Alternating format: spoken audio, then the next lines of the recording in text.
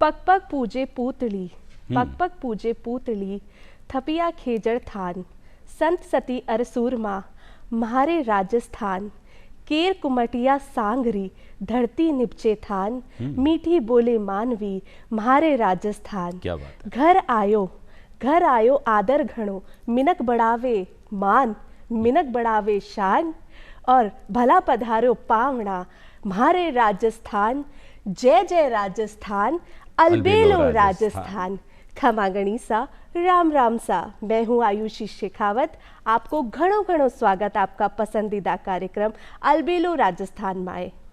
और मैं हूँ विक्रम सिंह राजपुरोहित। आप सगलारो घणे मानसू, घणे कोटसू, घणे चावसू, घणे हेतसू स्वागत करा अलबेलो राजस्थान में। और आयुषी जी जूं फरमायो बार बहुत सारी बात करी, धरती री और कृषि री बात करी, और केर कुमटिया सांगणी और पावणार माथे तो पर केर कुमटिया तो बात कर ला पहले। बिल्कुल, केर बिल्कुल कुमटिया सांगरी सारा कृषि राजस्थान रो एक कृषि रो जो रूप दिखायो है वो सारो सगली बातें करने। अबे मैं बात करूं पावना की, तो जो का आज का पावना है आयुषी जी, आप वाणो परिचय करा था। हमारा मोतिया सो मूंगा मेहमान कौन है? बिल्कुल, आज मोतिया सो मूंगा मेहमान है। वे कृषि विज्ञान, कृषि शोध, प्रशासन रे मायने अंतर्राष्ट्रीय स्तर माते वहाँ को नाम है।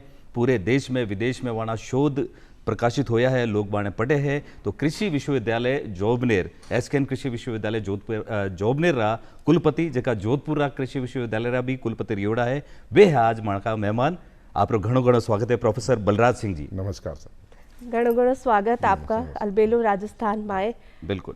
और मैं पूछना चाहूँ हूँ आपका सफर का बारे में तो बात कराला, कृषि के बारे में भी बात कराला, पर आप बात कर ला पहले बचपन के बारे में। बिल्कुल, क्योंकि बचपन याद होवे जो सबने याद रहे, सबने याद रहे, आपने भी याद होगो। हाँ बिल्कुल, तो याद मैं वही जानना चाहूंगी।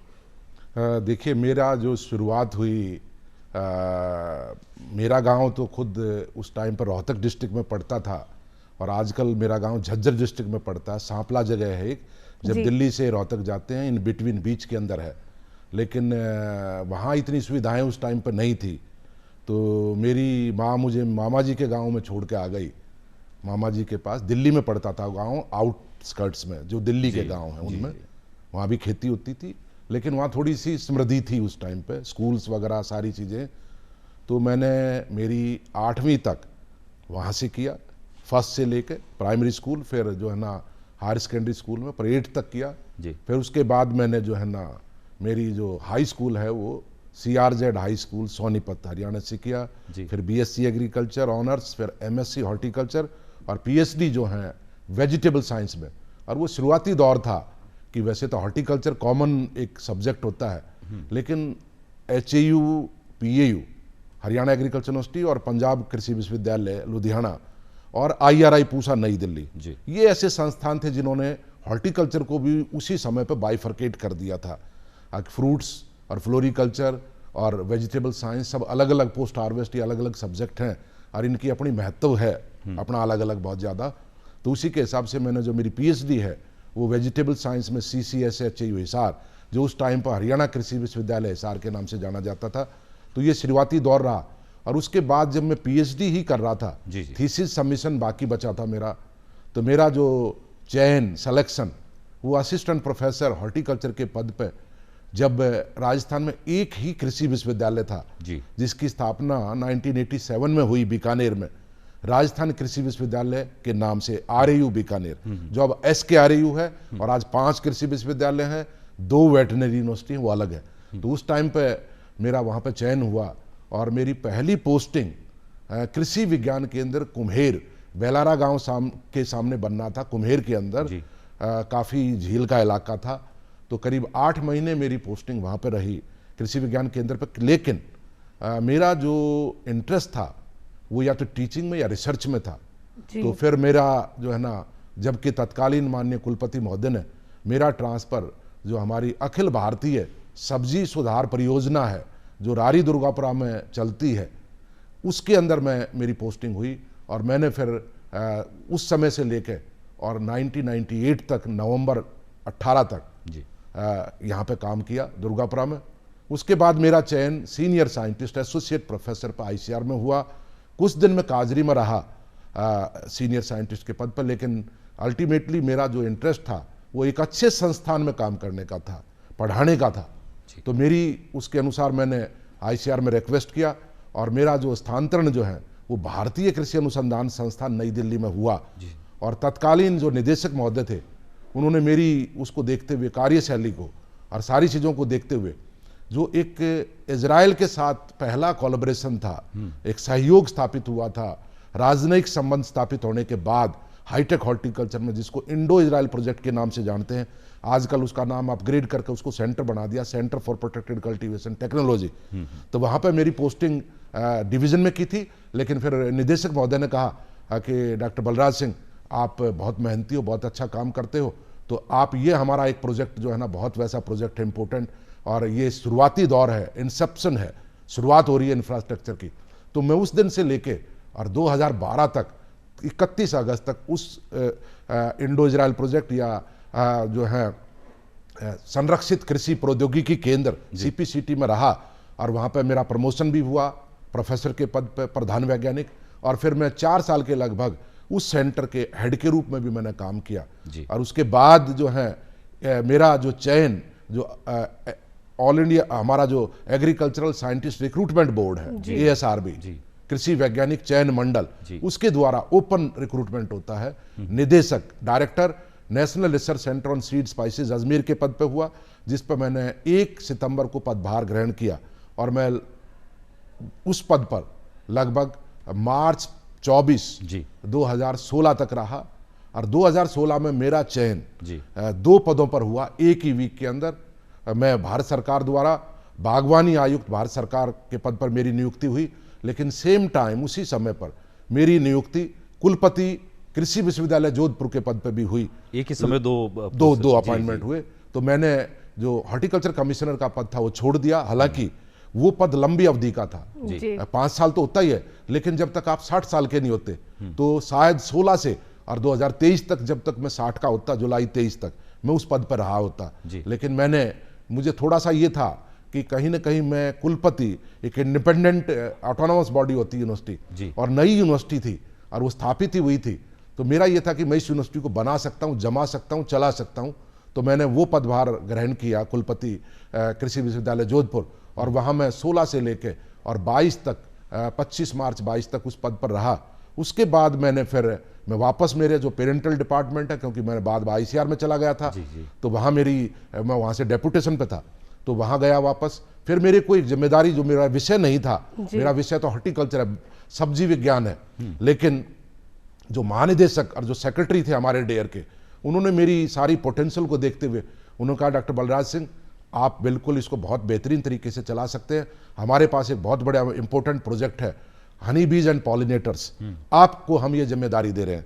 तो मैंने वो जिम्मेदारी ली, और देखिए कहाँ कोई ग्रेजुएशन लेवल पे एक कोर्स पढ़ा होगा आपने, कहीं छोटा मोटा, लेकिन मैंने 3 साल 3.5 साल में इतना सीखा, और पूरा जो एजेंडा था रिसर्च का, क्योंकि ऑल इंडिया कोऑर्डिनेटेड प्रोजेक्ट है, उसको ट्रांसफॉर्म किया, रिवाइज किया, इम्प्लीमेंट किया, और वहाँ सीखने को बहुत कुछ मुझे मिला। हनी बीज एंड पॉलिनेटर्स को लेकर नए प्रोग्राम शुरू करवाए, और इसके बाद फिर मैं 15 अक्टूबर 2022 से और आज तक कुलपति श्री कर्ण नरेंद्र कृषि विश्वविद्यालय के इस पद पर काम कर रहा हूँ। और चयन होने के बाद तो मुझे बड़ी खुशी है कि मेरा जो है तीनों चीज़ों में अनुभव रहा है। पूसा में रहा, रिसर्च में दुर्गापुरा में रहा, टीचिंग में IRI में टीचिंग, और देखिए आप, सबसे अच्छी बात यह कि पूसा के अंदर नई दिल्ली में वो वहाँ पे BSc एग्रीकल्चर नहीं है, ग्रेजुएशन नहीं है, मास्टर्स और PhD है, और वर्ल्ड का टॉप का इंस्टीट्यूशन है एग्रीकल्चर रिसर्च में और एजुकेशन में। तो वहाँ मेरा अनुभव रहा बच्चों को पढ़ाने का, रिसर्च का, और साथ साथ एक्सटेंशन का भी रहा कि किसान मेला हो रहा है या आपको कहीं ट्रेनिंग देनी है, बहुत सारी ऐसी चीज़ों में रहा।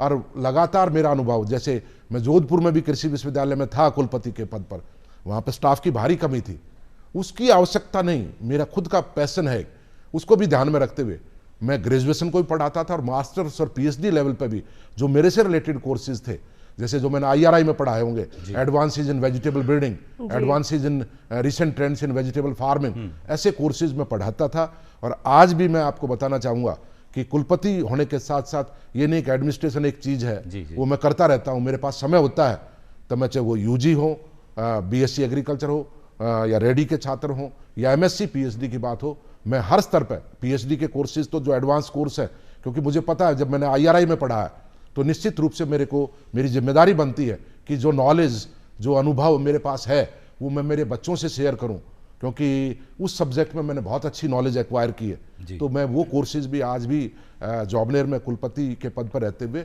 मैं लगातार पढ़ाता रहता हूं, और हर चीज़ को मैं अनुसंधान की बात हो बारीकी से देखता हूँ। जी जी बिल्कुल। मैं आपने इतना लंबा चौड़ा जो अनुभव है सर ने बताया, डॉक्टर साहब ने।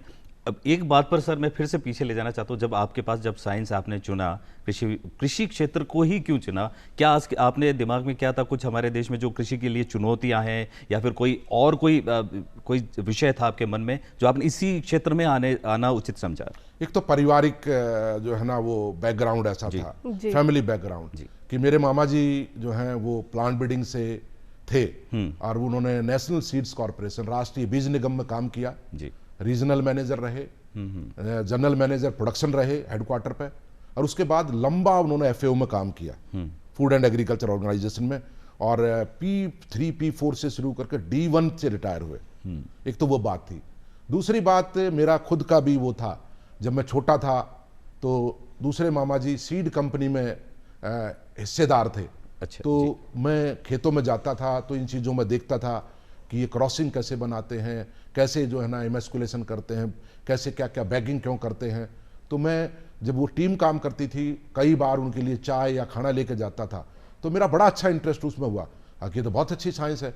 तो मैंने इसलिए फिर एग्रीकल्चर को मेरे कैरियर के रूप में चुना, और आपके सामने हूँ मैं आज। जी, और आप गुरुग्राम से जयपुर जोधपुर तक का जो आपका सफर है, तो आप राजस्थान की संस्कृति को किस नजरिए से देखते हैं? देखिए, राजस्थान की बहुत रिच हेरिटेज है, जो यहाँ की संस्कृति है वो बहुत ही, खाना है या दूसरी जो चीज़ें हैं वो बहुत ही रिच हैं, बहुत मजबूत हैं जी। और क्योंकि आपने जैसा कहा, लगभग 89 में मैंने मेरी जॉब शुरू की, 89 से आज 2025 लगभग 36 साल में से मैं करीब 19 साल राजस्थान में और 17 साल दिल्ली के अंदर रहा। हरियाणा का रहने वाला हूँ, लेकिन हरियाणा में तो कभी नौकरी नहीं की, बिटवीन सेंटर प्लस स्टेट में रहा, और अभी तीसरी बार मैं यहाँ पे हूँ। तो मेरा सारा, चाहे खान पान हो, चाहे दाल बाटी चूरमे की बात हो, या चाहे वो जो उस पर मटका रख के जो डांस करती कालबेलिया जो वो होता है, चरीन भवई नृत्य, हाँ, तो सारा मैं बहुत लाइक करता हूँ उसको। और क्योंकि शुरुआती दौर से मैंने वो चीज़ें देखी, तो बड़ी रिच हेरिटेज में कह सकता हूँ राजस्थान की है। जी जी, जी। ये संस्कृति की बात जैसे आयुषी जी ने की, लेकिन जैसे आप बतौर कृषि क्षेत्र में आपने शोध की है, उस पर आपने इतना समय दिया है, राजस्थान की जो भौगोलिक स्थिति है, जो राजस्थान की जलवायु है, वो हर जगह डिफरेंट है। यहाँ आते ही आपको बिल्कुल जो आपने सीखा था, आप इजराइल के साथ आपके जापान भी आप गए, नीदरलैंड भी गए, तो सारी चीज़ों को मिलाकर राजस्थान में आपने क्या अलग पाया और क्या बड़ी चुनौती रही आपके लिए? देखिए, राजस्थान की जो परिस्थितियां हैं, जलवायु या वातावरण जिसको कहें, भूमि, ये लगभग इजराइल से हूबहू मेल खाती है। अच्छा जी। वहाँ पे भी यही क्लाइमेटिक कंस्ट्रेंट्स हैं जो यहाँ हैं। रेतीली ज़मीन है, ऑर्गेनिक मैटर नहीं है, वाटर होल्डिंग कैपेसिटी नहीं है, जल स्रोत कम है, भूजल कम है, सरफेस जो सोर्सेज होते हैं वाटर के वो भी कम है। तो कहीं ना कहीं जो मेरा अनुभव इंडो इजराइल प्रोजेक्ट में था, पहले मैंने काम किया यहाँ, ठीक है, वो अलग है, लेकिन जब मेरी पूरी ट्रेनिंग इजराइल में हुई और जब मैंने इंडो इजराइल प्रोजेक्ट में हाईटेक हॉर्टिकल्चर में काम किया, तो फिर उसका महत्व और बढ़ गया। और मैं यहाँ किसानों से लगातार जुड़ा रहता हूँ। जुड़ा तो मैं गुजरात के किसानों से भी, देश भर के किसान मेरे से बात करते, मैं जाता भी हूँ जब भी समय मिलता है। लेकिन राजस्थान में आज जितना बदलाव, जो इजराइल में जो बदलाव हुआ, इजराइल में बहुत छोटा देश है, जी जी। वहाँ का एरिया बहुत कम है, टोटल मेरे ख्याल में 22,000 स्क्वायर किलोमीटर से ज़्यादा नहीं है, तो हरियाणा से भी छोटा पूरा कंट्री है। तो लेकिन राजस्थान एज ए स्टेट बहुत बड़ा है, देश का सबसे बड़ा स्टेट है भौगोलिक क्षेत्रफल के हिसाब से। और यहाँ पे भी विद इन द स्टेट बहुत वेरिएशन है, सॉइल टाइप में, क्लाइमेट में। हाड़ौती में जाओगे अलग है, भरतपुर धौलपुर में जाओगे अलग है, आप बाड़मेर जैसलमेर पहुंच जाओगे अलग है बिल्कुल। तो इस तरीके से एरिड, सेमी एरिड से लेके अलग अलग टाइप की ज़मीनें, अलग अलग टाइप का जलवायु, वो सारा है। और बड़ी खुशी की बात है जब हम लोगों ने मिल के, वैज्ञानिकों ने, किसानों ने काम किया, अनुसंधान हुआ, और उसका जो असर है, मैं ये कह रहा हूँ आपको, बड़ी खुशी की बात है कि राजस्थान आज एग्रीकल्चर में बहुत अच्छी ग्रोथ कर रहा है। जी और एग्रीकल्चर में नहीं, हॉर्टिकल्चर में जो डेवलपमेंट हुआ है जी। वो अभूतपूर्व है और आगे और होगा। इतनी विषम परिस्थितियां होने के बावजूद आज मैं एक ही उदाहरण देना चाहूंगा। जब मैं 90 में दुर्गापुरा में काम करता था तो राजस्थान में अनार का एरिया, अनार का क्षेत्रफल मात्र 100-200 हेक्टेयर से ज्यादा नहीं होगा और दो ही वैरायटी प्रीडोमिनेंटली फार्मर्स यूज करते थे, जालौर सीडलेस और गणेश। और आज आप देखिए राजस्थान में अनार का क्षेत्रफल, वेस्टर्न राजस्थान जिसको बोलते हैं बाड़मेर, जैसलमेर, जालौर, सिरोही, फलौदी, ऐसे डिस्ट्रिक्ट्स में आज सिर्फ अकेले बाड़मेर में और जालौर डिस्ट्रिक्ट में ही 8-10 हज़ार हेक्टेयर एरिया है। ओवरऑल राजस्थान में 16 से 17-18 हज़ार हेक्टेयर एरिया है अनार का। किस तरीके से विस्तार हो रहा है। आज सवाई माधोपुर में एक पॉकेट अमरूद की डेवलप हुई है, एक क्लस्टर बना है और वो भी वहां की लोकल लैंड रेस है बर्फ खान, वो विकसित हुई है। आप जयपुर में अमरूद नहीं खाते, उदयपुर जाता है, अजमेर जाता है, दिल्ली में गुड़गांव जाता है, दिल्ली जाता है, कोटा जाता है और उसकी सेल्फ लाइफ बहुत अच्छी है।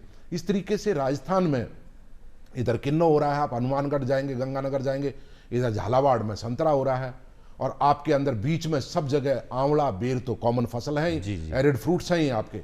इसके अलावा माइनर फ्रूट्स, वेजिटेबल कल्टीवेशन, मटर की बात हो, कभी ऐसा समय था आधी दिल्ली को मटर की सप्लाई राजस्थान से होती थी, राजस्थान को खिलाने के बाद, जयपुर को खिलाने के बाद और शहरों को खिलाने के बाद।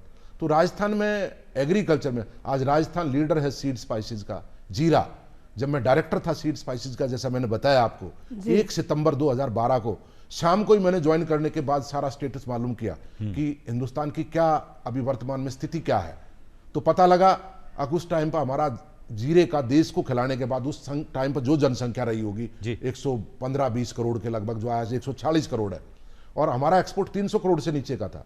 और आज राजस्थान से, आज देश से जीरे का निर्यात जो अकेला एक कमोडिटी 5789 करोड़ का इस साल का एक्सपोर्ट रहा है। आप देखिए 140 करोड़ लोगों को खिलाने के बाद हमारा इतना बड़ा निर्यात है और उसमें मेजर शेयर, मेजर कंट्रीब्यूशन, योगदान राजस्थान स्टेट का, वेस्टर्न पार्ट का है। इसी तरीके से मेथी यहाँ होती है, धनिया का बाउल ये कटोरा ये है, और आपका चाहे वो खुशबू वाली मेथी जिसको हम गलती से कसूरी मेथी कहते हैं वो भी राजस्थान में होती है। आपका सौंप यहाँ पे हो रही है, अजवाइन यहाँ पे हो रही है, कलौंजी यहाँ पे हो रही है।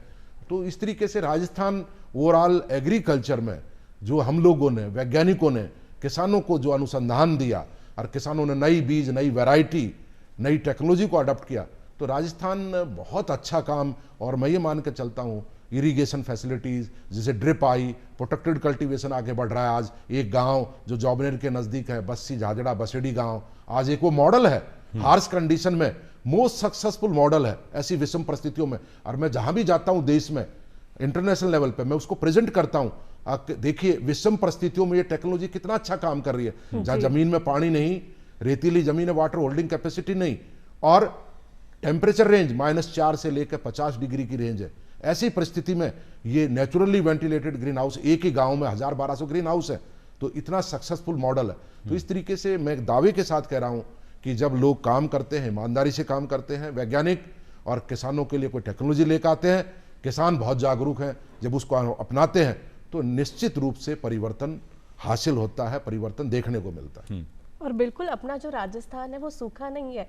राजस्थान में अपन उदयपुर जाएंगे, झीलों की नगरी, वहाँ पे जल ही जल है, धोरे भी हैं तो जल भी है, और जो टेक्नोलॉजी ऐसी आ गई है कि कम जल में भी हम लोग कृषि कर सकते हैं। और हमारे जो प्रधानमंत्री, माननीय प्रधानमंत्री जी है, वो अन्नदाताओं को और किसानों को बहुत महत्व देते हैं। तो हम आपसे जानना चाहेंगे कि आपने अभी जोबनेर में आप कुलपति हैं, तो वहाँ पे क्या क्या कृषि अनुसंधान में, कृषि के लिए क्या क्या आपने नवाचार किए हैं?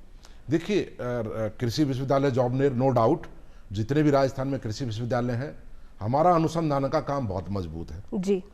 एज सच हेडक्वार्टर पे, क्योंकि पानी की भारी कमी है और वहाँ पे भी हमने रेन वाटर हार्वेस्टिंग की शायद पूरे देश में मैं दावे के साथ कह रहा हूँ किसी संस्थान के पास इतनी बड़ी इंफ्रास्ट्रक्चर नहीं है। 25-30 करोड़ लीटर की इंफ्रास्ट्रक्चर हमने क्रिएट की है। उसी की बदौलत हॉस्टलों में बच्चे रह रहे हैं, जो भी बच्चों के MSc PhD के ट्रायल्स भी कंडक्ट होते हैं, रिसर्च करते हैं। हमारा भी 3 स्कीम वहाँ चलती है, rape seed and mustard, seed spices और एरिड फ्रूट्स। बाकी जो मेजर रिसर्च का जो कंपोनेंट है हमारा, जिसमें 14 स्कीम जो इंपोर्टेंट स्कीम है, वो दुर्गापुरा में, रारी में चलती है, क्योंकि दुर्गापुरा में जमीन तो सीमित है नो डाउट 52 हेक्टेयर जमीन है कुल, 1-1 इंच हम इस्तेमाल करते हैं, कीमती जमीन है, लेकिन 14 scheme wheat, barley, chickpea, groundnut, Paul millet, आपका जो है ना क्लस्टर बीन, काउपी, वेजिटेबल्स, आपका pesticide residue, integrated farming system model, कितनी स्कीम्स, इंपॉर्टेंट स्कीम यहाँ है। तो मैं ये दावे के साथ आपके सामने कह रहा हूँ कि इस दुर्गापुरा का, रारी दुर्गापुरा का, या पास्ट में एग्रीकल्चर रिसर्च स्टेशन दुर्गापुरा का इस प्रदेश में कृषि अनुसंधान में लेकर बहुत बड़ा योगदान है। जो भारतीय कृषि अनुसंधान संस्थान नई दिल्ली का देश में अनुसंधान में योगदान रहा है, वही इस रारी दुर्गापुरा का इस प्रदेश की कृषि को आगे बढ़ाने में अनुसंधान के जरिए आज 180 वैरायटी डेवलप की है हम लोगों ने। बायोफोर्टिफाइड हाइब्रिड्स हमने दिए हैं बाजरे के 2, टोटल कंट्री में 8 हैं, RHB 233, RHB 234, जहां हमने जिंक और आयरन का जो स्टैंडर्ड से जो तय मापदंड है उनसे लेवल दुगुना कर दिया। 32 के मुकाबले आपका जो है ना 51 और 54, और जो 42 के मुकाबले 81 और 84 ppm कर दिया हमने। इसके अलावा अभी लेटेस्ट लास्ट ईयर हमने मूंगफली की एक वैरायटी दी है RG 575-1। हमें पता है आज प्रोटीन माल न्यूट्रिशन है गाँव में, औरतों में, बच्चों में, उड़ीसा हो, झारखंड हो, बिहार हो, राजस्थान में भी देखने को मिलता है। ऐसी स्थिति नहीं दिखनी चाहिए। जब इतना बड़ा कृषि प्रधान देश है तो ऐसी स्थिति क्यों? तो प्रोटीन का इंटेक कहाँ से आएगा? दालों से आएगा। आप दूध आज पीते नहीं, पहले दूध पीते थे लोग, दूध बिकने लग गया, छाछ भी बिकने लग गई। ऐसी स्थिति में कोई अल्टरनेटिव ढूंढना पड़ेगा। तो हमने मूंगफली की जो वैरायटी दी है, अभी तक बच्चे खाते हैं अमूल का बटर या सर्स का बटर, उसमें सिर्फ फैट है और कुछ नहीं है। लेकिन अगर पीनट बटर खाएगा तो 2 फायदे होंगे, फैट तो आएगा ही, आपकी प्रोटीन इनटेक हो रहा है। तो वो पहली वैरायटी हमने दी है। नॉर्मली मूंगफली में जो वैरायटीज में जो प्रोटीन लेवल हो 23-24% होता है, इस वैरायटी में हमने 30% दिया है। और वो इसलिए दिया है ताकि बटर बनाने, पीनट बटर बनाने वाली, मूंगफली का बटर बनाने वाली इंडस्ट्री इसको इस्तेमाल करे, इस वैरायटी को। इस तरीके से अभी जो किस्में, सौंफ की एक किस्म हमने दी है हमारी RF 290, वो किस्म में अभी माननीय प्रधानमंत्री जी ने 108 या 9 किस्में देश को समर्पित की हैं, डेडिकेट की हैं, जो क्लाइमेट रेजिलेंट या जो बायोफोर्टिफाइड वैरायटीज है। हमारी वो किस्म उसमें सम्मिलित है RF 290, जो हमने जॉबनेट से विकसित की है। और अभी हाल में हिसार में अभी वर्कशॉप हुई, एनुअल वर्कशॉप, उसमें भी हमारी 2 वैरायटी रिलीज हुई है। इस तरीके से हम जौ के अंदर, शायद मैं दावे के साथ कह रहा हूं, जितना बेहतरीन काम हम कर रहे हैं जौ के अंदर, शायद पूरे देश में इवन सीमेंट भी इतना अच्छा काम अलग अलग कंपोनेंट पर नहीं कर रहा, चाहे वो ड्यूअल पर्पज हो, चाहे वो फूड बार्ले हो, चाहे वो जो है आपका माल्टिंग टाइप हो। हम हर लेवल पे काम कर रहे हैं और हमारी वैरायटीज का इम्पैक्ट भी देखने को मिलता है। अभी दीक्षांत समारोह हुआ, महामहिम राज्यपाल के कर कमलों से हमने एक डॉक्यूमेंट को रिलीज करवाया, जिसमें हमने पूरा किया है कि पिछले 50 साल में इस रारी दुर्गापुरा ने या इस विश्वविद्यालय ने, जब विश्वविद्यालय नहीं भी रहा होगा, सीड प्रोडक्शन में, वैरायटीज को मेंटेन करने में, ब्रीडर सीड पैदा करने में, बेसिक सीड जो किसानों को जाता है, सर्टिफाइड सीड, वो पैदा करने में कितना काम किया है। तो वो डॉक्यूमेंट तैयार किया और मैं देख रहा था उसमें कि हमारी वैरायटीज का जौ में लगभग 40 से 48% इंपैक्ट है देश में। गेहूं में 12 से 15% है, चिकपी में भी बहुत अच्छा, चने में, गवार में हम लीडर हैं हिसार को पीछे छोड़ते हुए। तो इस तरीके से बहुत अच्छा काम अनुसंधान में वर्तमान में हम कर रहे हैं और भविष्य में हम 2-3 चीजों पर ध्यान दे रहे हैं। जलवायु परिवर्तन, बायोफोर्टिफिकेशन। अब भैया कुपोषण, अब आपने पेट भर के खा लिया लेकिन उसकी न्यूट्रिटिव वैल्यू क्या है? अब मेजर फोकस बायोफोर्टिफिकेशन पे है, जलवायु परिवर्तन पे है और एक कम पानी, कम अवधि, इन चीजों पे मेजर फोकस है। क्योंकि राजस्थान की परिस्थितियों को हमें देखना है, यहाँ की जमीन, यहाँ का पानी, और एक हमारा मेजर फोकस जो जल संरक्षण और सॉइल कंजर्वेशन, और एक हमने जो सबसे अच्छा जो काम किया है वो integrated farming system model develop किया दुर्गापुरा में, रारी में 1.4 हेक्टेयर में, और वो देश का सबसे अच्छा IFS मॉडल है। और हमारे कई साल से उसमें हमें अप्रिसिएशन मिल रहा है भारत सरकार से, ICR से। तो वो भी लोग देखने को आते हैं, कहीं भी प्रदर्शनी होती वहां भी हम उसका एक मॉडल लेके जाते हैं, दिखाते हैं। तो वो भी एक अपने आप में इस तरीके से, मान लिया एग्रीकल्चर का एक कंपोनेंट फेल हो जाता है, एक क्रॉप फेल हो जाती है, दूसरी उसको बचा लेती है, उसको सब्स्टिट्यूट कर देती है। तो इस तरीके से अनुसंधान में मैं दावे के साथ का सीड की मैं बताना चाहूंगा। जब मैंने 22 में ज्वाइन किया कुलपति के रूप में, टोटल सारी यूनिट से जो हमारा कार्य क्षेत्र अलग अलग जिलों में, अजमेर से लेकर धौलपुर भरतपुर तक, आपका अलवर, खैरथल, आपका सीकर, आपका जो है ना टोंक, आपका दौसा, ये सारे डिस्ट्रिक्ट हमारे कार्य क्षेत्र में आते हैं। तो टोटल सीड प्रोडक्शन 4,500 क्विंटल था और इस साल हमारा सीड प्रोडक्शन 11,000 क्विंटल को क्रॉस कर गया। और अभी 8 कॉलेज नए बन रहे हैं, उनके फार्म डेवलप हो रहे हैं। जब उनके पूरे फार्म डेवलप हो जाएंगे तो मेरा ये टारगेट है कि अगले साल तक 2026 तक जब रबी की क्रॉप हार्वेस्ट होंगी तो हमारा सीड प्रोडक्शन करीब 15,000 क्विंटल को पार करेगा ओवरऑल। तो हर तरीके से हम मजबूत कर रहे हैं। सीड हब की बात हम कर रहे हैं, नए नए प्रोग्राम्स, हम नए नए प्रोजेक्ट्स हम ला रहे हैं।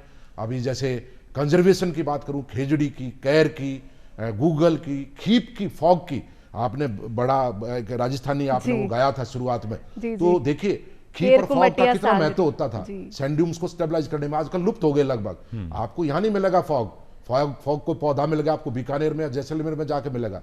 तो मैंने ये हाथ में लिया है, अगर हम जॉबनेर में, हमारे पास जमीन है, हम कंजर्वेशन करेंगे पूरे प्रदेश की अलग अलग जिलों से, एक तो खेजड़ी का, कैर का, खीप का और फॉग का। और गूगल है कि तो गूगल का हमें पता है अभी गूगल जैसा पौधा हो सकता है और लुप्त होने के कगार पर है।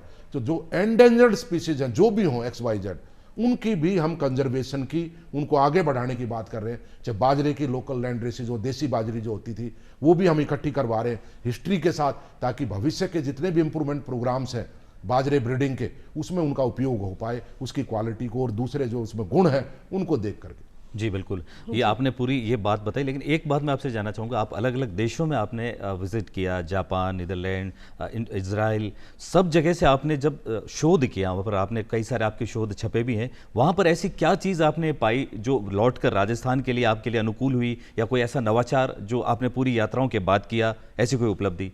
देखिए, एक चीज़ तो थी कि इजराइल में जब ट्रेनिंग की तो वो थी क्लाइमेटिक कंस्ट्रेंट्स के ऊपर। जब जलवायु परिस्थितियाँ अनुकूल ना हो तो ऐसी स्थिति में हॉर्टिकल्चर कैसे हो सकता, बागवानी कैसे हो सकती है। और आज उसका मैंने बताया सफलतम उदाहरण राजस्थान स्टेट है। अगर इजराइल उदाहरण है तो राजस्थान भी एक उसका उदाहरण है कि किस तरीके से आप वैरायटी डेवलप करेंगे, कंजर्वेशन, वाटर कंजर्वेशन की बात करेंगे, आप और क्या क्या कर सकते हैं। प्रोटेक्टेड कल्टीवेशन भी आज आगे बढ़ रहा है। तो इस तरीके से उसका एक तो ये रहा। दूसरा, जहाँ तक जापान की बात थी, जापान में जो ट्रेनिंग थी वो थी गुड एग्रीकल्चरल प्रैक्टिसेस इन वेजिटेबल फार्मिंग, वेजिटेबल कल्टीवेशन। तो वो भी ज़रूरत है आज, क्योंकि लोगों के स्वास्थ्य का हमें ध्यान रखना पड़ेगा। ये नहीं सिर्फ हम एक्सपोर्ट में अच्छी चीज़ एक्सपोर्ट कर दें, जी जी, हमारे लिए हमारे देश का उपभोक्ता भी उतना ही महत्वपूर्ण है। तो जो हम ऐसी ताज़ी सब्जियां या ताज़े उत्पाद जो पैदा करते हैं उनमें उच्च गुणवत्ता होनी चाहिए, उनमें किसी किस्म की कोई प्रॉब्लम नहीं होनी चाहिए, चाहे हैवी मेटल्स को लेकर या बायोलॉजिकल लोड को लेकर कोई ऐसी चीज़ उपस्थित नहीं होनी चाहिए। उस बात में ध्यान में रखते हुए वो जो ट्रेनिंग थी गैप की, गुड एग्रीकल्चरल प्रैक्टिसेस इन वेजिटेबल फार्मिंग, उसको मैं जहां भी जाता हूं, प्रोटेक्टेड कल्टीवेशन की बात हो या खुले खेतों की बात हो, छत्तीसगढ़ की बात हो, राजस्थान की बात हो, दिल्ली की बात हो, हरियाणा की बात हो, हर जगह हम उसको इंप्लीमेंट कर रहे हैं। ये नहीं भाई आप सब्जियां गंदे नाले के पानी से उगा देंगे, यहाँ जहाँ की जमीन पॉल्यूटेड है, हैवी मेटल्स हैं, इकोलाई है, टेप वार्म है, ऐसी जगह पे हम मना करते हैं। नहीं भाई, आप और चीज़ कर सकते हो वहाँ, लेकिन वहाँ ताज़ी सब्जियाँ और खास करके गाजर, मूली या आप ये जो पत्ते वाली, हरी पत्ते वाली सब्जियाँ तो बिल्कुल ही नहीं पैदा कर सकते आप, उनको तो आपको रिस्ट्रिक्ट करना पड़ेगा। ये अनुभव। दूसरी बात, जब अमेरिका की आप बात कर रहे हैं, हार्वर्ड की, तो वो जो प्रोग्राम था वो था एडमिनिस्ट्रेशन के हिसाब से। और मैंने ये नहीं सिर्फ वहाँ से जो किया मैंने कैम्ब्रिज से, वो था decision leadership and decision making, और इतना सीखने को मिला। ये और वहाँ से नहीं किया, उससे पहले मैं नार्म हैदराबाद से और मैनेज हैदराबाद से भी मैंने 2 प्रोग्राम लीडरशिप और डिसीजन मेकिंग पे किए थे उससे पहले, और ये 3rd मेरा अटेम्प्ट था। उसमें भी मैंने ये सीखा कि कैसे डिसीजन, विषम परिस्थितियों में डिसीजन कितना इंपॉर्टेंट होता लेना। और दूसरा, जब कई बार आप निर्णय लेते हैं तो कई फैक्टर्स होते हैं, एक तो इंटरनल फैक्टर्स और एक एक्सटर्नल फैक्टर्स आपको प्रभावित कर सकते हैं। तो ऐसी परिस्थिति में आप कोई इंपॉर्टेंट डिसीजन ले रहे हैं तो आपका इंटरनल या एक्सटर्नल फैक्टर्स आपको अफेक्ट ना कर पाए, और बेस्ट डिसीजन कैसे लें जिसे लार्ज कम्युनिटी को फायदा हो, स्टूडेंट्स को फायदा हो, किसानों को फायदा हो। इस तरीके के डिसीजन मेकिंग में बड़ा अच्छा मैंने वहाँ सीखने को मिला। हमारे से बहुत ज़्यादा आगे हैं वो लोग, लेकिन अब आज मैं उसी तरीके की लीडरशिप काम करता हूँ। और एक वहाँ पर कहावत है, अगर भाई लीडर वही अच्छा होगा जो खुद लीड करेगा। अब जैसे जॉबनेर में या जो मेरे और भी हैं, जोधपुर में भी मैंने किया, अजमेर में भी किया, मान लिया सफाई अभियान कर रहे हैं लार्ज स्केल पे। मैंने अजमेर में भी यही किया था। ज्वाइनिंग करने के 1 साल के अंदर मैंने मेरा पूरा कैंपस एनआरसीएसएस का पेपर, प्लास्टिक और पार्थेनियम फ्री कर दिया था और लिख दिया था गेट के ऊपर, अच्छा। आप इस कैंपस में पार्थेनियम का गाजर घास का एक पौधा लाएं, निदेशक से 50 रुपए प्रति पौधा पाए। अच्छा। ये लिखवा दिया था। जी। और उसका अब मुझे नहीं पता क्या स्थिति है, लेकिन मैंने उसको मेंटेन किया। और अंदर नहीं, रोड को भी मैंने एनआरसीएस से लेकर जो केवीके हमारा वहां तक 1 किलोमीटर, पौना किलोमीटर लंबाई में कितने बार सफाई अभियान हमने चलाए होंगे, वहां गाजर घास उगता था। आज मेरा जॉबनेर का कैंपस, दूसरे कैंपस सफाई अभियान पे बच्चों की भागीदारी से, क्योंकि हम बच्चों को पढ़ाते हैं, मैं खुद व्यक्तिगत रूप से पार्टिसिपेट करता हूं, मोटिवेट करता हूं और बच्चों को जोड़ता हूं। मान लिया मैं जॉबनेर में हूं तो मैं सारे कॉलेजेस को ऑनलाइन, क्योंकि स्मार्ट क्लासरूम की आज फैसिलिटी है, कोरोना पीरियड में ये सबसे अच्छा डेवलपमेंट हुआ है। नुकसान तो हुआ बच्चों को, एजुकेशन को नुकसान हुआ, नो डाउट, सबसे ज्यादा बच्चों को ही नुकसान हुआ शिक्षा का, लेकिन कहीं ना कहीं इंफ्रास्ट्रक्चर भी डेवलप हुई जिसका फायदा हम आज ले रहे हैं। अगर आप, मैं बोल रहा हूं तो मैं आज पूरे मेरे जितने भी 15 कॉलेज हैं सब साथ जुड़ते हैं। कोई प्रोग्राम होता है, कन्वोकेशन है, किसान मेला है, या अभी जल दिवस, वर्ल्ड वाटर डे मनाया, तो ऐसी स्थिति में सब जुड़ते हैं। तो उस चीज़ का फायदा तो कहीं ना कहीं हम इस चीज़ को मान कर चलते हैं कि आप जब लीडरशिप करते हैं, अब बच्चे के साथ काम करते हैं सफाई अभियान, मैं खुद कस्सी लेकर चलता हूँ जी, आगे चलता हूँ, तो फिर उससे बच्चों को मोटिवेशन होता है, स्टाफ का भी मोटिवेशन होता है। तो एक लीडरशिप की क्वालिटी होनी चाहिए। अब भाई क्या क्या चीज़ आज की ज़रूरत है, आप बोल के ही सब कुछ नहीं कर सकते। जी जी बिल्कुल। जी। और आपने इतनी अच्छी बातें बताई जो यूथ देख रहा है, आज कार्यक्रम को देख रहा है, क्योंकि जो कृषि आपने उस समय चुना, क्योंकि आपके कोई प्रेरणा स्रोत आपके मामा जी थे, कुछ आपने ऐसी पारिवारिक माहौल देखा था, लेकिन जब कृषि विश्वविद्यालय स्थापित हो गया, आपने इतने नवाचार किए हैं, तो कई स्टार्टअप कृषि से रिलेटेड भी शुरू हो गए हैं। तो जो युवा हैं जो इसमें नवाचार करना चाह रहे हैं, उनके लिए कोई आपकी तरफ से कोई टिप्स या कोई आपकी तरफ से बात? बिल्कुल, देखिए हमारे जो कृषि विश्वविद्यालय जॉबनेर है उसके अंदर एक इंक्यूबेशन सेंटर है, भारत सरकार का प्रोजेक्ट है। उसमें हम जो इनोवेटिव आइडिया वाले बच्चे हैं, जो ग्रेजुएट हैं, बीएससी एग्रीकल्चर कर लिया या और भी कहीं से कुछ कर रखा है उन्होंने, और भी ऊपर पढ़े हुए हैं, वो आइडिया के साथ आते हैं और प्रेजेंटेशन करते हैं। और हम उनको अलग अलग स्तर पर 5 लाख की भी मदद करते हैं इनिशियल स्टेज पर, फिर उसको 25 लाख तक की भी मदद करते हैं। तो इस तरीके से बहुत सारे यूथ्स उसमें ऑलरेडी पार्टिसिपेट कर चुके हैं और वो स्टार्टअप शुरू कर रहे हैं, बहुत अच्छा काम कर रहे हैं। बाजरे के प्रोडक्ट्स बनाने की बात हो या दूसरी चीज़ें बनाने की बात हो, हर तरीके से हम उसको आगे बढ़ा रहे हैं, उसमें कोई दिक्कत नहीं है। और लगातार यूथ्स को हम अपने बच्चों को भी और दूसरे जो कृषि विश्वविद्यालयों से बच्चे हैं उनको भी लगातार मोटिवेट करते रहते हैं। जी बिल्कुल। और मैं हमारे दर्शकों को बताना चाहूँगी कि हमारे साथ आज जो हमारे गेस्ट है वो है प्रोफेसर बलराज सिंह जी, जो SKN कृषि विश्वविद्यालय के कुलपति हैं। ये सर कृषि की बात हो गई, इंफ्रास्ट्रक्चर की बात हो गई है, अब हम बात करेंगे महिलाओं की। वैसे तो हर क्षेत्र में महिलाएं जो हैं वो सशक्त है, आत्मनिर्भर है, किसी की भी बात करें। और अभी अभी हाल ही में जो हमारी भारत की बेटी है, हमारा भारत का गौरव, सुनीता विलियम्स जी, वो अंतरिक्ष से आई हैं और हमारे भारत देश का नाम रोशन किया है। लेकिन जब भी हम महिला किसान की बात करते हैं तो उनको आत्मनिर्भर बनाने के लिए आप क्या क्या कार्य कर रहे हैं? देखिए, सबसे पहले तो मैं उदाहरण देना चाहूँगा आपको। ये जॉबनेर जो कृषि विश्वविद्यालय आज, इसकी बेसिकली स्थापना 1947 में आज़ादी से पहले महाविद्यालय के रूप में हुई थी। जी। और ये बताते हैं मेरे को हिस्ट्री में कि 47 से लेकर 97 तक एक भी लड़की कॉलेज में नहीं पढ़ती थी, कोई गर्ल स्टूडेंट नहीं थी। और आज 55% लड़कियां, 45% लड़के हैं। फतेहपुर जो मेरा कॉलेज है सीकर में, फतेहपुर में 61% लड़कियां, 39% लड़के हैं। अब आप देखिए परसेंटेज बढ़ रहा है महिलाओं का। और अभी रिसेंटली जो कन्वोकेशन हुआ, 7वां दीक्षांत समारोह हुआ, उसमें 11 मेडल मिले हैं, गोल्ड मेडल, BSc, MSc और PhD लेवल पे 11 में से 10 गोल्ड मेडल लड़कियों ने जीते हैं। तो आप देख सकते हैं बदलाव, सही मायने में बदलाव किस तरीके से। और ये नहीं, हम वहाँ पे हमारे जो कृषि विश्वविद्यालय में सेल्फ हेल्प ग्रुप या FPOs में लेडीज को लेके बहुत आगे उनकी प्रशिक्षण, उनको जानकारी देते हैं और कई कार्यक्रम हम करते हैं। एक महिलाओं का ग्रुप मुझे पता है, वहीं जॉबनेर के पास है, गाँव में महिलाएं मसाले बनाती हैं, वो जो पहले हाथ वाली चक्की होती थी उससे पीसती हैं खुद और उनकी पैकिंग करती हैं, उच्च गुणवत्ता की। जब ज़्यादा जो ये मशीनें बिजली से चलने वाली हैं, इनसे गुणवत्ता में गिरावट आ जाती, वेट भी लॉस होता है। जी। तो वो एक उन्होंने बहुत अच्छा काम शुरू किया है और उनका प्रचार प्रसार हो रहा है। इस तरीके से और भी महिलाएं कई आगे आ रही हैं अलग अलग ग्रुप्स में।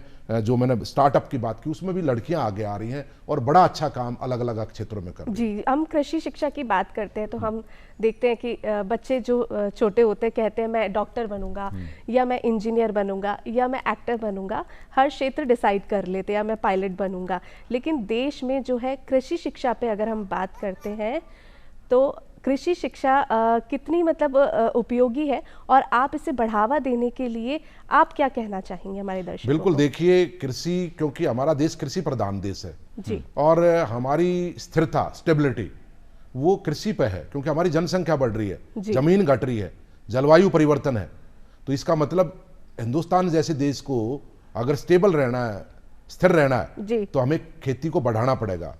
और आज भी आज़ादी के 78 साल बाद भी लगभग 50% से ज़्यादा जनसंख्या डायरेक्टली और इनडायरेक्टली, प्रत्यक्ष और परोक्ष रूप से खेती पर आधारित है। रोजगार उसको वहां से मिल रहे हैं। बिल्कुल। तो कहीं ना कहीं हम ये मान के चलते हैं, हम यही बच्चों को कहते हैं, अगर भाई एग्रीकल्चर अभी ऐसा नहीं है, अगर एग्रीकल्चर में रोजगार के, स्वरोजगार के अवसर नहीं है, वो हमेशा आगे भी रहेंगे, 2050 में भी रहेंगे, 2100 आने में भी रहेंगे।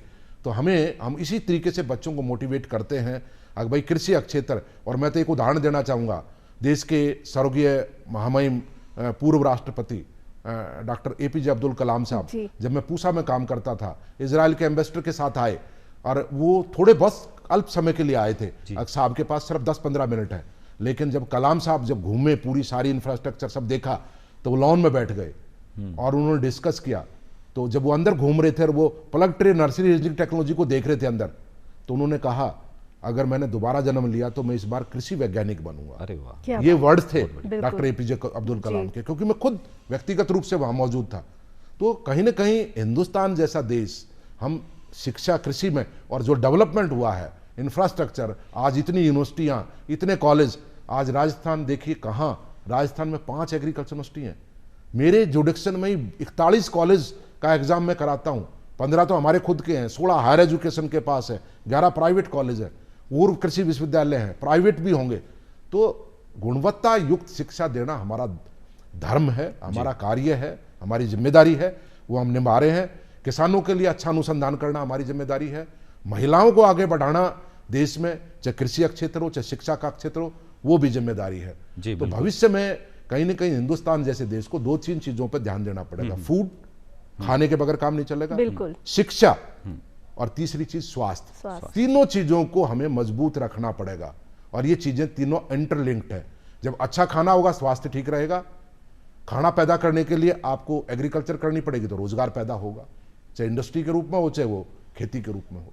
जी बिल्कुल। और जो आपने बात बताई, नवाचार जो बार बार हो रहा है, एक और चीज़ आती है, जैसे किसान जिनके पास खेत है, ज़मीन है, वहाँ पर वो खेती करता है। लेकिन जब शहरों की थोड़ी बात करें, ऑर्गेनिक खेती भी एक नया एक रूप आ रहा है, और एक डिजिटलाइजेशन जिस तरह से पूरे हिंदुस्तान में हर विभाग में जा रहा है, तो कृषि में भी कहीं ना कहीं डिजिटलाइजेशन की कोई नवाचार हो रहे हैं। तो इन दोनों चीज़ों पर आपसे कुछ जानना चाहिए। बिल्कुल, देखिए जहाँ तक शहरों की बात है, हम तो गाँव में भी कह रहे हैं, किसानों को भी कह रहे हैं कि भाई किसान आज देश को खिलाता है, अनाज पैदा करता है, दालें पैदा करता है, तिलहन पैदा करता है। अभी भी किसान मेला हुआ जॉबनेर में, मैंने बड़े जोर देकर इस बात को किसानों को कहा, अगर भैया दिल्ली में किचन गार्डन होता था लुटियन जोन में, आज जमीन खत्म होगी, वर्टिकल जा रहे हैं हम, पानी खत्म हो गया, तो आज हम रूफ टॉप गार्डनिंग की बात कर रहे हैं शहरों में। और मैं किसानों को ये कह रहा था, आप लोगों को भी जहां आपका पानी का स्रोत है, चाहे पौंड है, चाहे ट्यूबवेल है, आप उसको पौंड गार्डनिंग कहिए या ट्यूबवेल गार्डनिंग कहिए, आप अपने परिवार के लिए कम से कम मोटी मोटी सब्जियां उगाइए, ताकि खर्चा कम हो। औसतन एक किसान, मध्यम दर्जे का परिवार 50 से 60 हजार रुपए सालाना खर्च कर देता है सब्जी लाने में। यही हम जोर दे रहे हैं, और शहरों में हम जोर दे रहे हैं। दुर्गापुरा में हमने, जो हमारा कॉलेज ऑफ हॉर्टिकल्चर है अभी, वहां पे हमने एक बिल्डिंग के ऊपर बहुत अच्छा रूफटॉप गार्डन, एक मॉडल विकसित किया है। उसको देख के हम ट्रेनिंग देना चाह रहे हैं, जो शहरों में महिलाएं हैं जो कर सकती हैं अपनी छतों का क्या क्या ध्यान रखना है, छत का भी ध्यान रखना है, सब्जियां भी पैदा करनी है, कौन सी सब्जियां कर सकते, तो एक मॉडल हमने विकसित किया है। तो इस तरीके से ऑर्नामेंटल गार्डनिंग की बात कर सकते हैं शहरों में। छोटे पैमाने पे कहीं आपके पास है तो जमीन वगैरह है, तो आप ऑर्गेनिक फार्मिंग की बात कर सकते हो। नेचुरल फार्मिंग को भी हम बढ़ावा दे रहे हैं जॉबनेर में। तो सब चीजों का हम ध्यान रख रहे हैं, urban areas, peri urban areas और रूरल एरियाज, तीनों को ध्यान में रखते हुए रूरल में क्या जरूरी है, पेरी अर्बन में प्रोटेक्टेड कल्टीवेशन चल सकता है, शहरों में क्या चलेगा, रूफटॉप गार्डनिंग, वरंडा गार्डनिंग चलेगा। तो उन चीज़ों को सबको साथ में लेकर चलना। ये आपने नेचुरल फार्मिंग की जो बात कही है, तो मुझे जो है पुराने जो संसाधन थे, हमारे पारंपरिक संसाधन, जैसे हल जोतना, बैलों की जोड़ी, उसके साथ वो जो सीन दिखता था, वो सीन जो दिखता है हाँ। हमें टीवी पर भी हम देखते थे, जैसे ऊंट हो गए और गोबर हो गए, जो ये संसाधन है, उनका आजकल जो है कृषि में, आधुनिक कृषि में क्या उपयोग है? आधुनिक कृषि में देखिए, पहले उपयोगिता बैलों की बहुत अच्छी थी, सब कुछ बैल ही होते थे किसान के लिए, जो हल जोड़ते थे हाल ही होते थे, उनके लिए इंपॉर्टेंट बैल होता था, गाय भैंस नहीं होती थी। अच्छा। क्योंकि उस पर आधारित थी खेती। लेकिन आज परिवर्तन के साथ मैकेनाइजेशन के दौर में बदल गया। लेकिन आज उनका उपयोग क्या हो सकता है, एग्रो टूरिज्म में।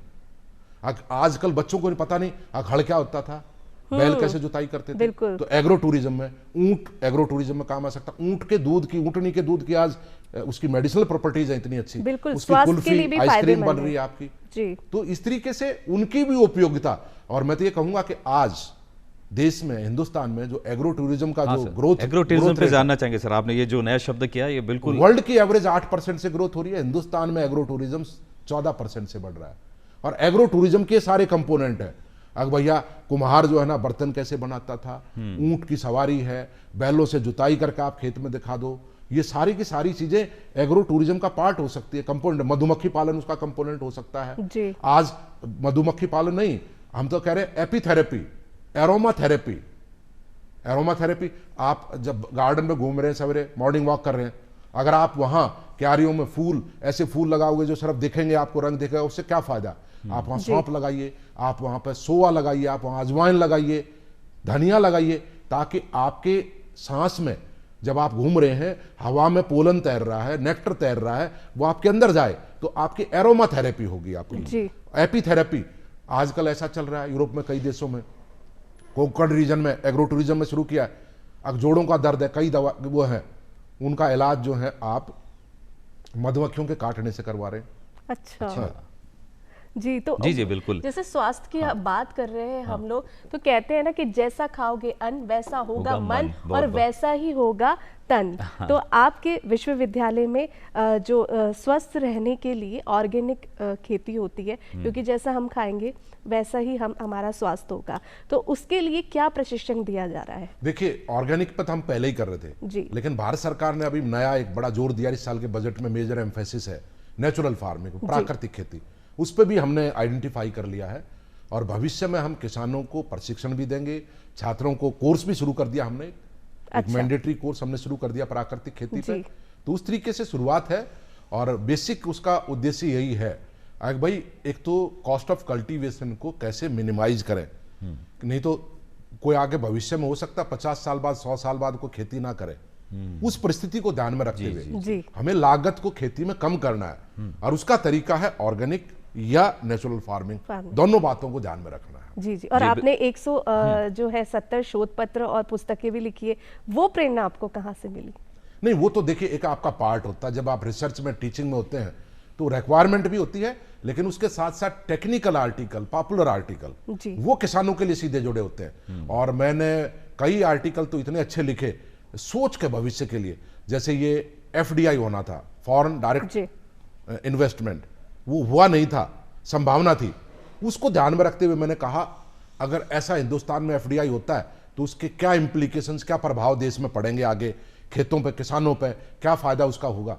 वो आर्टिकल बहुत चला, और एक आर्टिकल होते हुए उसका बड़ा अच्छा साइटेशन है, पेपर्स का साइटेशन होता है, लेकिन मेरे कई आर्टिकल जो टेक्निकल आर्टिकल है, पॉपुलर आर्टिकल, करीब करीब 20-30 का, उनका भी खुद का साइटेशन बढ़ रहा है, क्योंकि लोग पढ़ते हैं।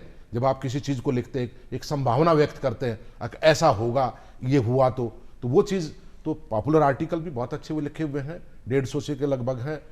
रिसर्च पेपर्स तो होते हैं, बुक्स भी होती हैं, चैप्टर्स भी होते हैं, बुलेटिन्स भी होते हैं, विजन डॉक्यूमेंट, विजन किसी का बनाना जी, 2050 में क्या करना पड़ेगा, 30 में क्या करना पड़ेगा। और बड़ी सौभाग्य की बात है, मुझे मौका मिला जब मैं पूसा में था, तो जब मैं एक पार्ट था एज ए साइंटिस्ट, क्योंकि एक सेंटर को हेड कर रहा था, पूरे इंस्टीट्यूट का विजन डॉक्यूमेंट बन रहा था 2030 और 2050, उसका मैं पार्ट रहा। जब मैं अजमेर में डायरेक्टर आया, मैंने विजन डॉक्यूमेंट 2050 मैंने बनवाया, 2050 में ये जीरा, धनिया, सौंफ, मेथी, अजवाइन, कलौंजी, विलायती सौंफ, सोआ, इनकी क्या परिस्थिति होगी, कितनी जनसंख्या होगी, क्या वैल्यू एडिशन करना पड़ेगा, क्या एक्सपोर्ट होगा, एक्सपोर्ट के क्या चैलेंज होंगे। फिर जोधपुर में कृषि विश्वविद्यालय में जब मैं गया तो मैंने सबसे पहला काम टीम बना के, कमी थी, जब मेरा रिक्रूटमेंट हो गया, सारी चीजें हो गई व्यवस्थित, उसके बाद मैंने कहा अब बैठ के विजन डॉक्यूमेंट 2050 बनाने की जरूरत है।